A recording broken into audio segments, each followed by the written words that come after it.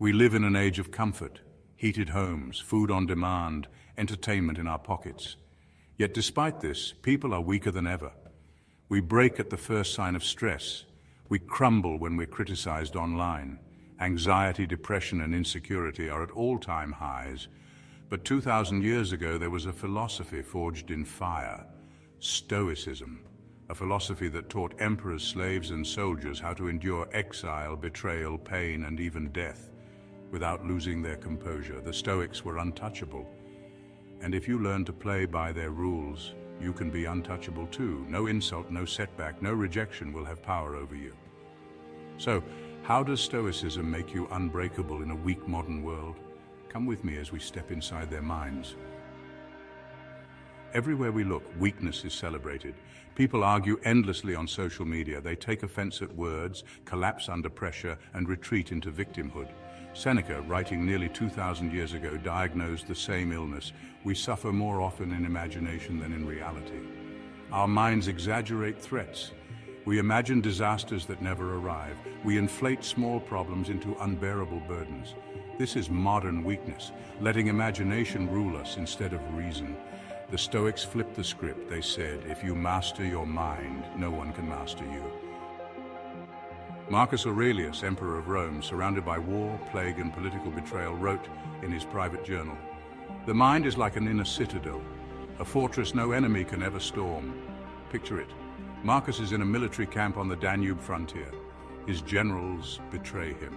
His own people die in plague, and yet night after night he writes meditations not about power or glory, but about discipline. He trains his mind like a soldier trains his body. The Stoic secret is this: the world outside is chaos, but inside your mind you can build a fortress. That's why the Stoics journal, to strengthen the walls of that fortress. Today, journaling or reflection works the same way. Instead of doom-scrolling Twitter, write down what you can control and let go of what you can't. That's how you build your citadel. Most people run from pain. They medicate it, complain about it, avoid it. But the Stoics saw pain differently. It was training. Epictetus, born a slave, beaten by his master until his leg was permanently crippled, famously said, "You may fetter my leg, but not even Zeus can conquer my will." He had nothing, not even freedom, yet he turned his suffering into strength. His broken body became a weapon for teaching resilience. Modern people avoid discomfort, but discomfort is the training ground of strength. The Stoics deliberately sought it out. Seneca slept on hard floors to remind himself he could endure poverty. Cato walked barefoot through Rome, wearing simple clothes while senators mocked him, training himself to ignore ridicule. In our world of instant comfort, you become unbreakable by leaning into discomfort. Engage in cold showers, fasting, hard physical and mental training. Rise yourself above the weakness and mediocrity to build yourself into something truly exceptional. Remember, each small hardship is practice for life's real storms. One of the biggest modern weaknesses is our obsession with approval.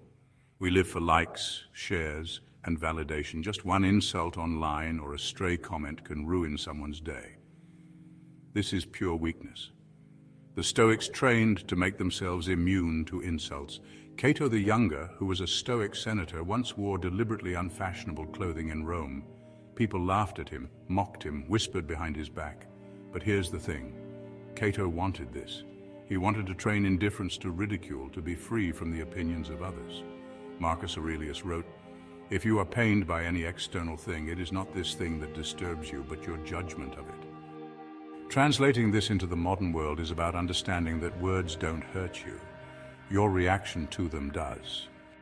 Everything lies within the control of your perspective. This is what truly separates the untouchable from the perpetual victims. You must build inner strength so insults, rejection, and criticism bounce off you like arrows hitting armor. The highest Stoic strength was fearlessness, and it was built upon the acceptance of death.